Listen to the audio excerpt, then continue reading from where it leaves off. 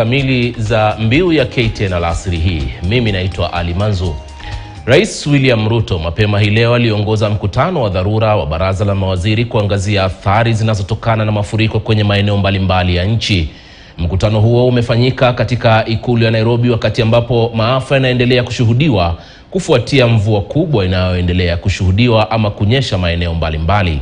Kufikia sasa inaarifiwa kwamba zaidi ya watu 70 wamefariki huku nyumba na mali ya watu zikisombwa na mafuriko hayo. Kaunti 33 zimeathirika zaidi sasa, huku wakazi wakiondolea macho janga la maafa. Mvutano huu unajiri siku chache baada ya magavana kusema hawana uwezo wa kushughulikia athari za El Nino.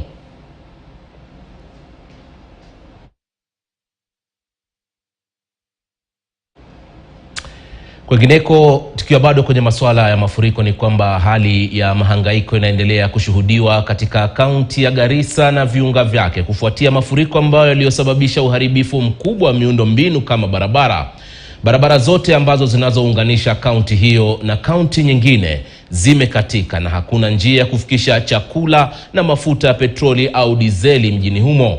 Mwanahabari mwenzangu Hamza Yusuf yuko katikati mwa barabara ile ya Garissa ambayo inaelekea hapa jijini Nairobi, na alifaulu kututumia taarifa ifuatayo mapema hii leo asubuhi.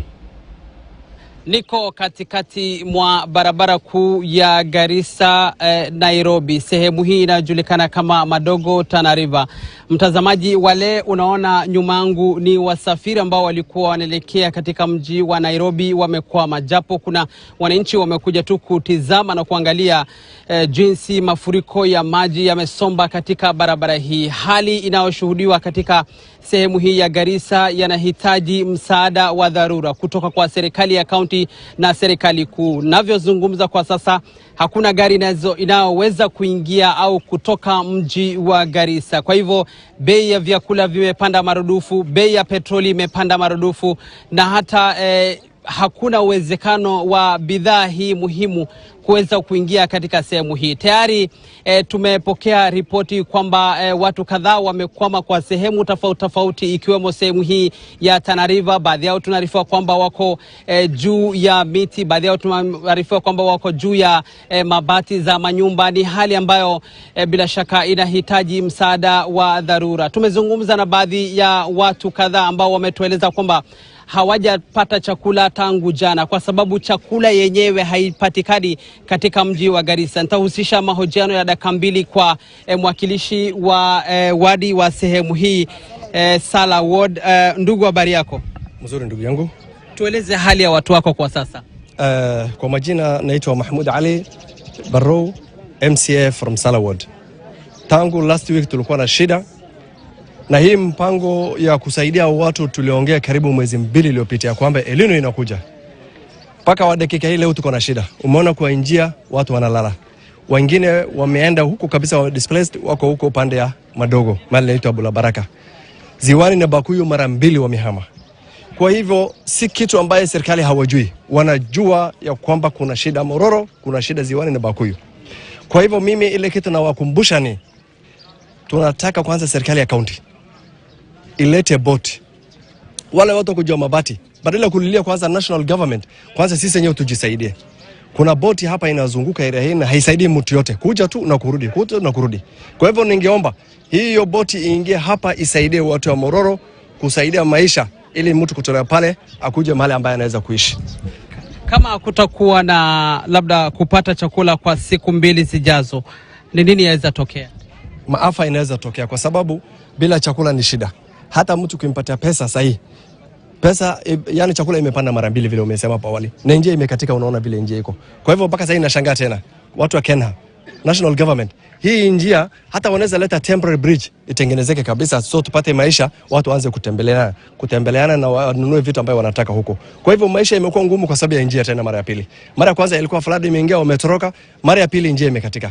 Kwa hivyo tunasema tafadhali sana serikali wafungue macho kabla maafa haijatokea zaidi. Kwa hivyo wengine pia nasema wafadhili wengi wameingia, hasa Oxfam, Acted, Aldef na wengine wanaitwa PGI wanasaidia. Tafadhali sana tunasema hiyo usaidizi ifike haraka kama cash transfer. Mororo more than 1000 700 household displaced, totally displaced. Wamehama huko, wengine wako hapa njiani. Kwa hivyo tunaomba kama ni cash transfer, na ni muhimu sana, badala ya upeane chakula watu wagombanie hapa chakula, cash transfer ni muhimu sana, kwa sababu kila mama, kila mzee ambaye ako nyumbani anaweza pata kwa simu yake. Na shida nyingine inatokea ni mambo ya tumbo kuuma watu, homa. Hata mimi mwenyewe sasa hali yangu tangu jana nilikuwa nalala. Homa ni shida. Asante sana mheshimiwa. Huyo ni mwakilishi wa wadi wa Sala katika eneo hili la Mororo. Idadi ya wale ambao wametoka mafuriko ama wametoroka mafuriko na kupewa sehemu mbadala na serikali ya kaunti ya Garissa, tumearifiwa ni takriban familia 1130. Idadi kubwa ya watu ambao wanaonekana kwamba wamejumuika katika sehemu tofauti. Hiyo ni kaunti ya Garissa. Tunasubiri kupata data au idadi rasmi kutoka kaunti ya Tana River. Kwa hivyo hali si hali katika sehemu hii na mahitaji ya ama usaidizi wa haraka au dharura yanahitajika. Hamza Yusuf, KTN News, Tana River. Asante sana Hamza Yusuf kutoka maeneo ya Garissa ama Tana River. Bila shaka tuna imani kwamba uliweza kutoka na ukaendelea na safari zako. Tukiwa bado kwenye masuala hayo, mtazamaji, ni kwamba katibu katika Wizara ya Usalama wa Ndani Raymond Omolo amewataka wakazi wanaoishi katika sehemu za nyanda za chini kote nchini kuhama sehemu hizo mara moja ili kuzuia maafa zaidi ambayo yanayoletwa na mvua kubwa ya El Nino. Akizungumza eneo la Bondo, kaunti ya Siaya, katibu Omolo aliongezea kusema kuwa tayari serikali imeweka mikakati kabambe ya kupambana na mvua hiyo inayoendelea kusababisha hasara ya mamilioni ya pesa. Ametoa wito kwa wahisani kuingilia kati na kujaribu kusaidia waathiriwa wa mafuriko. Kwa upande wake, mbunge wa eneo la Gema Elisha Odhiambo aliwasuta vikali magavana. You listen to our government officers. You listen to the instructions so that we move to safer ground as we try to coordinate emergency efforts to support in the distribution of food, in evacuation of people who are marooned. And as we do that, as a national government, the county governments must also do their bit because we serve the same people. You've seen we have lost some workers in Mombasa. We have lost a number of people in Wajir. But the chairman of the Council of Governors, some governors said they have not received money from government. I want to remind them, when you're doing budget, all governors factor money for disasters. So it's not the government to give them. In fact, the government appropriates the money to the county commissioners. And that is what the PS does. So the governors needs to do their bit, the government does their bit, so that this country is rescued. Kwingineko, muungano wa wabunge wa kike KEWOPA wameitishia wito wa haraka kuangazia hatua madhubuti za kuchukuliwa ili kukinga athari za mvua kubwa ambayo inayoendelea kusababisha mafuriko nchini. Akizungumza baada ya mkutano wao katika sehemu ya Athi River, kaunti ya Machakos, naibu mwenyekiti wa KEWOPA Beatrice Elachi ameitaka serikali kuacha kulaumiana na kuwasaidia Wakenya ambao wanaoathiriwa na mafuriko. Wamewataka Wakenya walioko katika sehemu ambazo zimeathiriwa zaidi na mvua kubwa kuwa waangalifu. As a nation, this is the time to pull together and avoid blame games. We urgently call upon the government to expedite interventions to ensure the safety and well-being of the affected communities, and even to go further and declare the rains as a national disaster. We still urge the government that what is happening in the country, we must now come together, all of us, with our partners, and now deal with the matter of El Nino.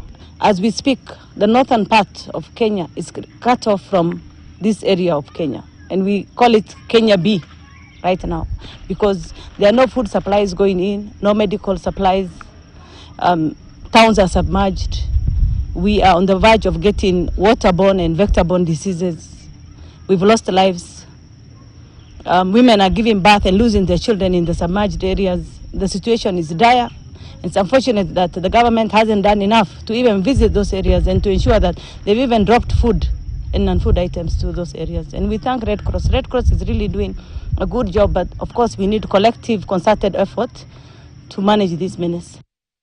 Huku hayo yakijiri, mashirika ya kijamii kutoka kaunti ya Turkana yanayoshughulikia masuala ya athari za mabadiliko ya tabia nchi yamekutana hii leo kujadili masuala mbalimbali ya jinsi ya kukabili athari zake.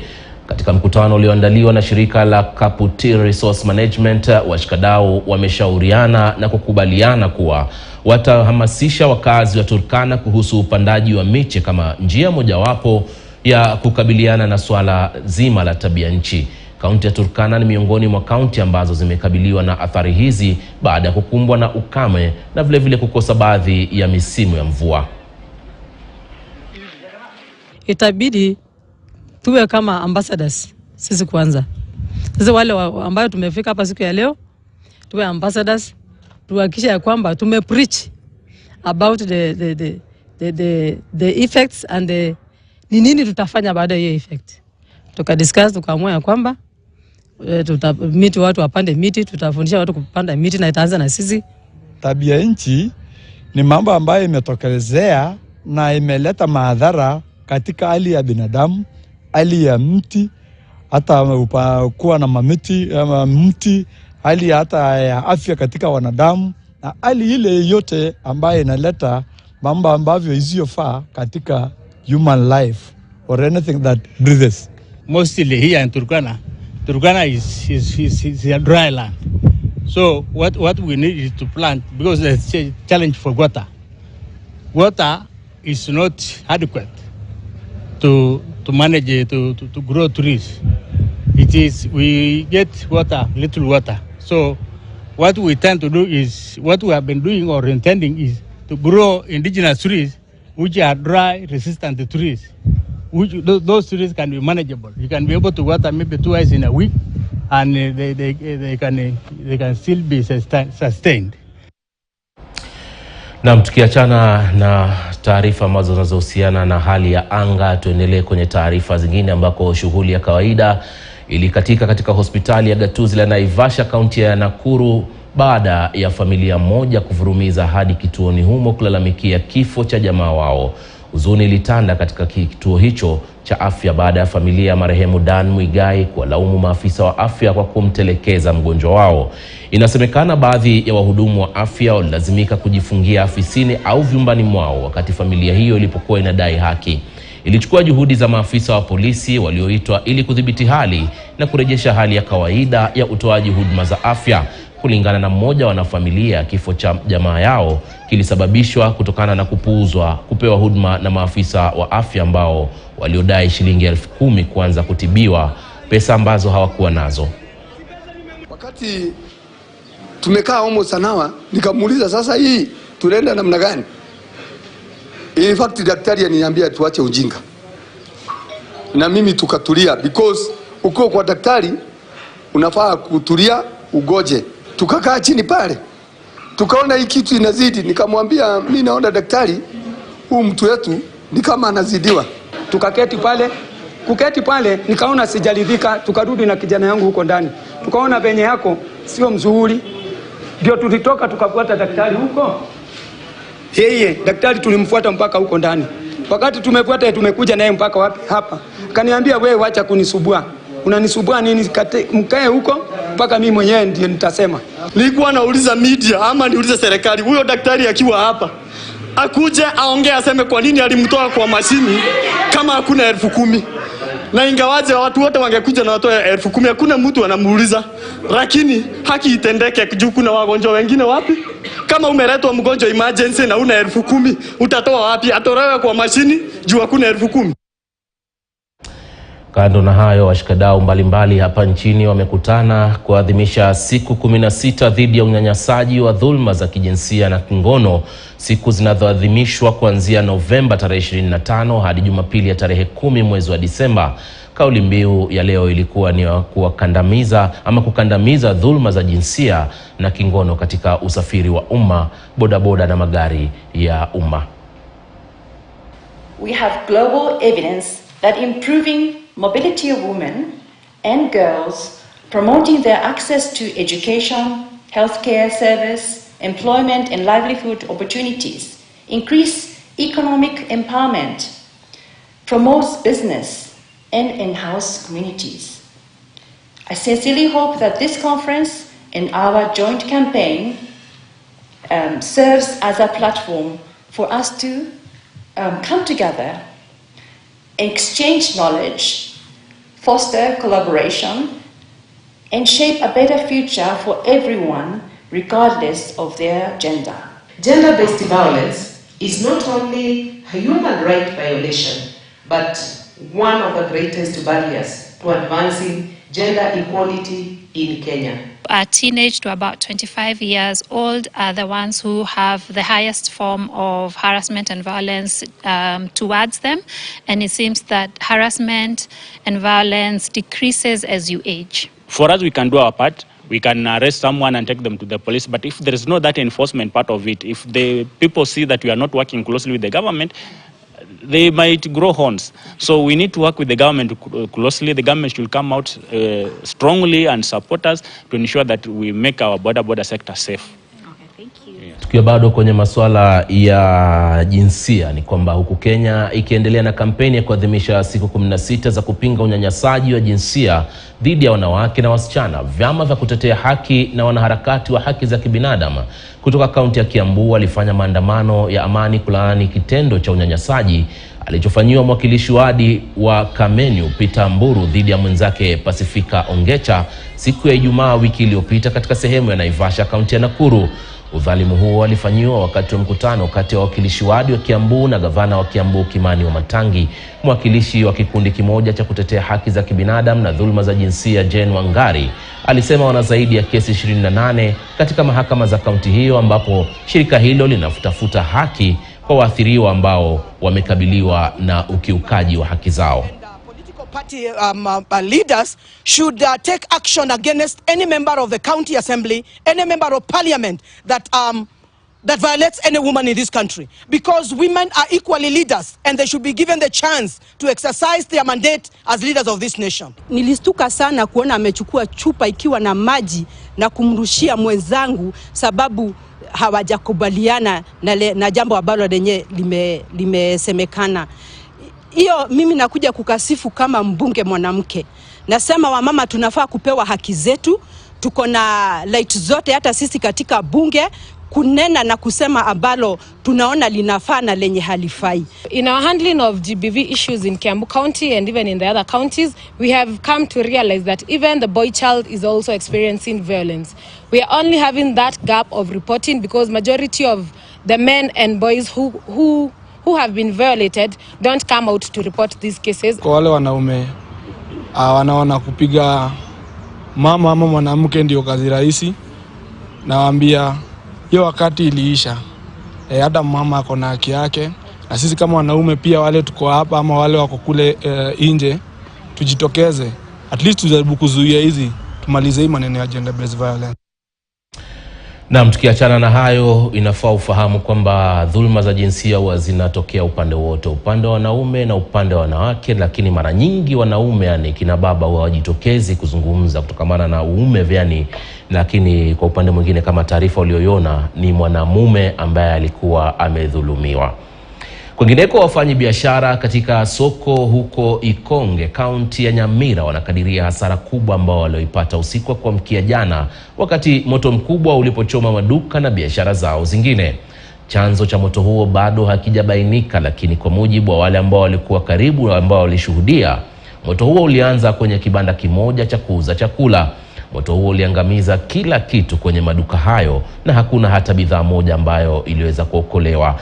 Baadhi ya wasamaria wema walijitokeza ili kuwafariji wafanyabiashara hao kwa msaada wa shilingi 1,100, huku wakitakiwa viongozi wengine kuungana ili kusaidia walioathirika na mkasa huo ambao idadi yao kamili inakisiwa kuwa 25.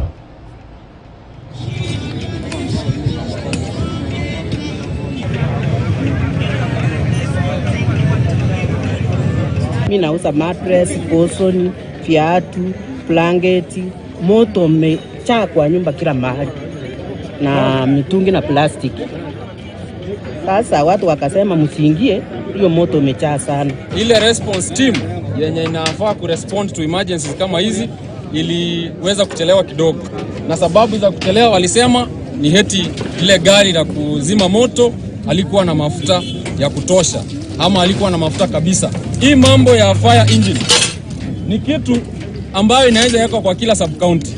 Kama hapa Ekerenyo just like 5 kilometers away tuko na a sub county headquarter. Wacha gari moja la kuzima moto liwekwe pale na liwe linafanya kazi.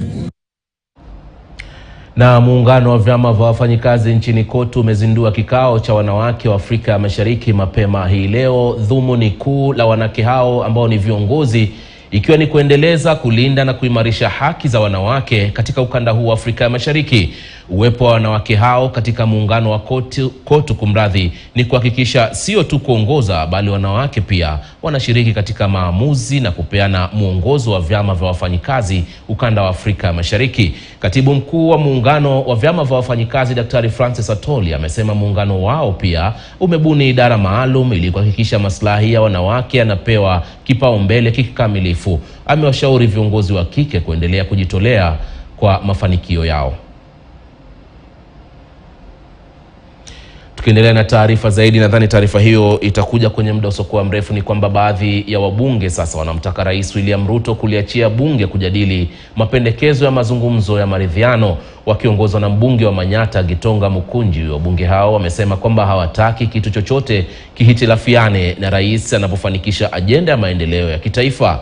Wameongezea kusema kwamba jambo lolote linaloangazia kura ya maoni au uchaguzi litapingwa na bunge. Hata hivyo, seneta wa kaunti ya Kirinyaga Kamau Murango amesisitiza kuwa serikali inaangazia zaidi kushukisha bei ya bidhaa muhimu za matumizi ya kila siku kwa raia.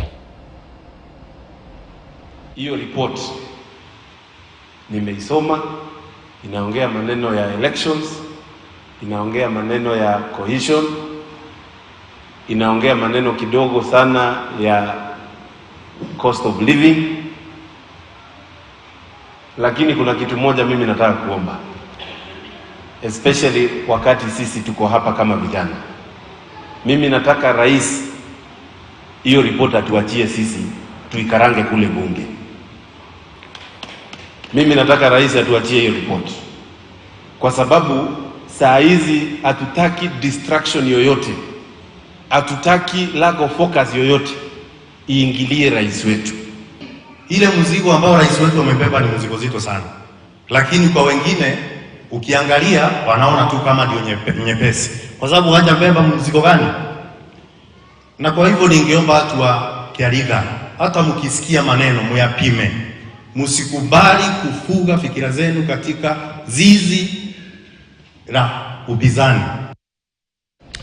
Naam, katika taarifa zaidi ni kwamba maafisa wa shirika la uvuvi nchini KFS ukanda wa Pwani wanakizuia chombo cha kuvulia samaki sehemu ya Kilifi.